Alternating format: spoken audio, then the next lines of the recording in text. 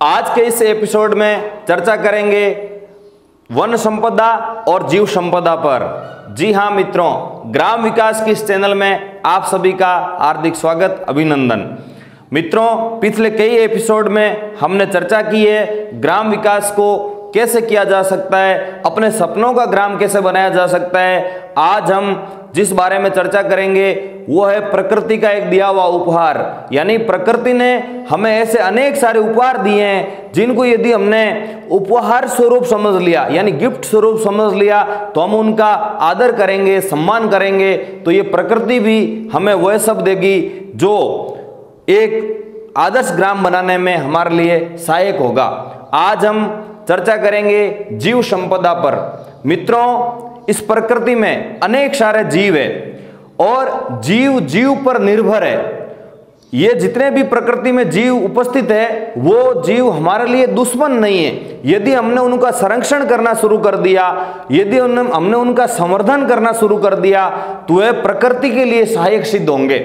मित्रों, आपने देखा होगा सरकार ऐसी अनेक सारी योजनाएं लाती है जो बाघों को संरक्षण देती है, जो शेरों को संरक्षण देती है। तो ऐसा क्यों होता है? शेर तो हमारा एक तरह से देखें तो मनुष्य का दुश्मन है, यानी अब मनुष्य उसके सामने जाएगा तो शेर उसको खाने की मन में लाएगा। फिर भी सरकार उसको बढ़ावा क्यों दे रही है, बाघों को बढ़ावा क्यों दे रही है? लाखों अरबों रुपए का उस पर जो बजट है वह अलग से बनाया जाता है, अभयारण्य विकसित किए जाते हैं। ऐसा इसलिए किया जाता है क्योंकि प्रत्येक जीव इस प्रकृति पर उपस्थित होना आवश्यक है। यदि केवल मनुष्य ऐसा सोचेगा कि इस पृथ्वी पर मैं ही रहूं, मेरे अलावा कोई नहीं रहे, तो ये प्रकृति का असंतुलन हो जाएगा। इसलिए सभी जीवों को संरक्षित करना, हमारे ग्राम के अंदर ऐसे जीवों के संरक्षण हेतु हमने ऐसी कौन सी योजनाएं बनाई है, ऐसी कौन सी व्यवस्था कर रखी है, इसके बारे में हम सबको ग्राम विकास समिति जो हमने बनाई है, जो हमने शुरू में चर्चा की थी, उसके साथ बैठ करके विचार विमर्श करना चाहिए। ऐसे ही मित्रों, वन संपदा, यानी आज हम सब लोगों ने ऐसा पढ़ा होगा, सुना होगा, हमारे देश के अंदर या इस संपूर्ण संसार में वन घटते जा रहे हैं।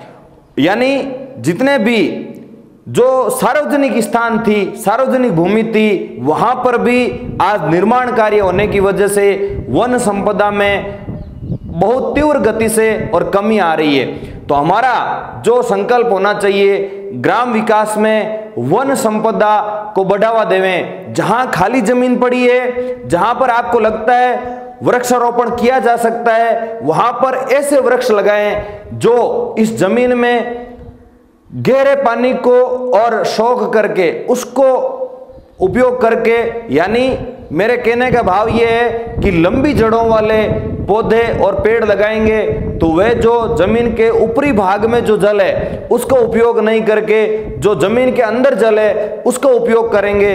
तो ऐसे एक अभियान चलाया जाए, वृक्षारोपण कार्यक्रम किए जाएं, और इसके लिए किसी सरकारी व्यवस्था की जरूरत नहीं। हाँ, इसमें हम यदि ग्रामवासी जागरूक हैं तो मनरेगा के तहत जो कार्यक्रम चलते हैं उसमें सबसे अधिक यदि हम वृक्षारोपण करते हैं या ऐसा कोई कार्य करते हैं जो ग्राम विकास में सहयोगी बने, तो निश्चित रूप से हम वन संपदा को बचा सकते हैं। यदि इस बार वर्षा काल में, वर्षा ऋतु में आप में से प्रत्येक ग्रामवासी या ग्राम विकास समिति के व्यक्ति मिलकर के, गांव के लोगों का सहयोग लेकर के यदि वृक्षारोपण का एक बहुत बड़ा अभियान चलाते हैं तो निश्चित रूप से इस वन संपदा को बचाया जा सकता है। और वन संपदा को बचाएंगे तो जीव संपदा अपने आप ही स्वतः ही वन संपदा के ऊपर ही निर्भर रहती है। जो प्राकृतिक जीव मनुष्य के अतिरिक्त इस प्रकृति में उपस्थित है वो वन संपदा पर निर्भर है। इसलिए प्रकृति में जितने भी हमने उपहार दिए हैं उनको संरक्षित करें, उनको संवर्धन करें। आगे के एपिसोड में अगली संपदा के बारे में चर्चा करेंगे जो हमें इस प्रकृति ने दी है। आप इस YouTube चैनल पर बने रहें, इसको सब्सक्राइब करें, इसके प्रत्येक वीडियो को ठीक से देख करके ग्राम विकास के लिए जो आपके मन में सपने हैं उनको पूरा कीजिए।